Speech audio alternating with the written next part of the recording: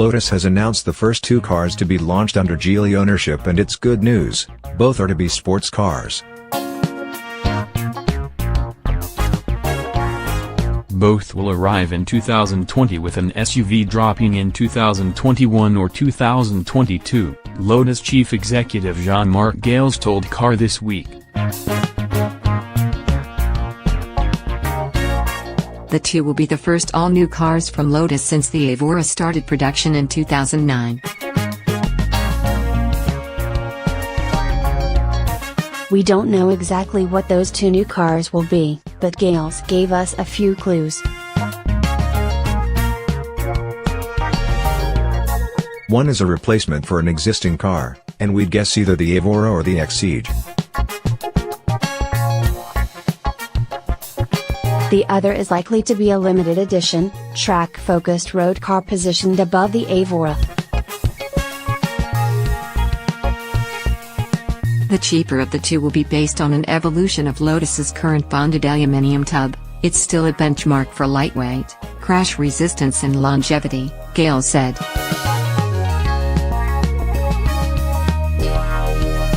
The other new car will use a new carbon fiber tub and will take on the role of performance flagship in the absence of the 3-11, which finally ends production this year after Lotus added 20 final edition examples. It might be something in that mold, Gales said.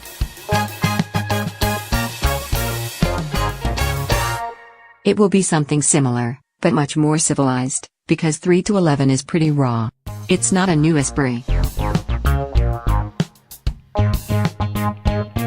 I might need a bit more time for that, he said.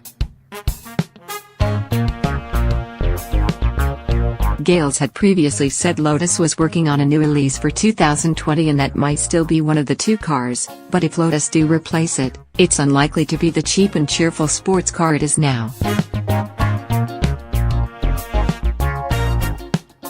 Sport car sales volumes are notoriously low, investment is notoriously high, so you need to do your investment well.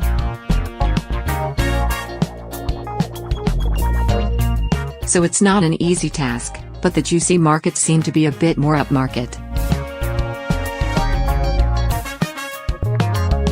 He said, pointing out that most new sports cars are built in partnership with another company. For example, BMW and Toyota, or heavily borrow parts from more cooking cars, like the Alpine does. If the Elise wasn't replaced, there's a chance it could still live on, much like the G-Class lives on at Mercedes. I haven't decided whether one or two models I build a bit longer.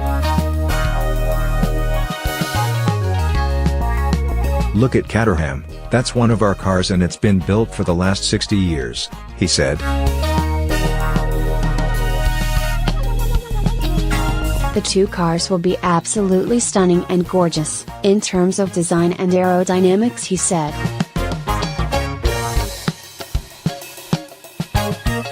They'll both be more practical, for example easier to get in and out of, without corrupting the fundamental character, Gales said.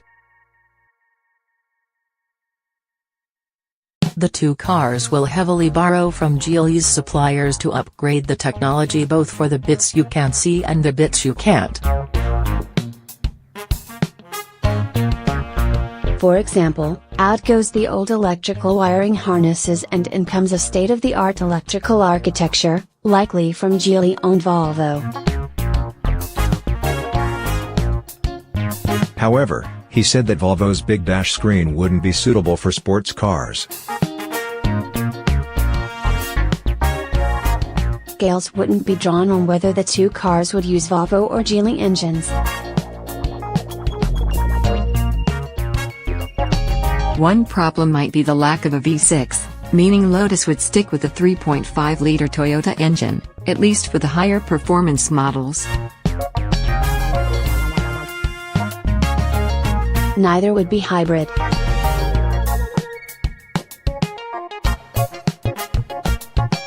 Two powertrains is just wait, it's inefficient, Gale said.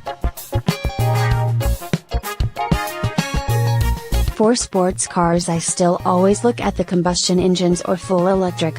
He wouldn't say whether either of the two would have an electric powertrain, but it's unlikely to be available at launch, given the short time frame.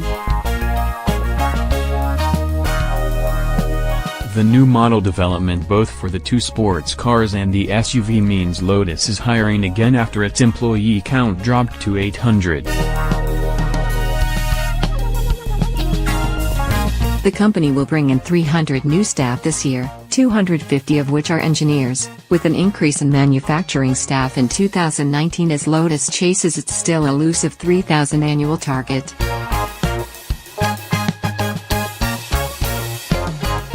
Last year Lotus sold 1,600 cars, up 13% on the year before.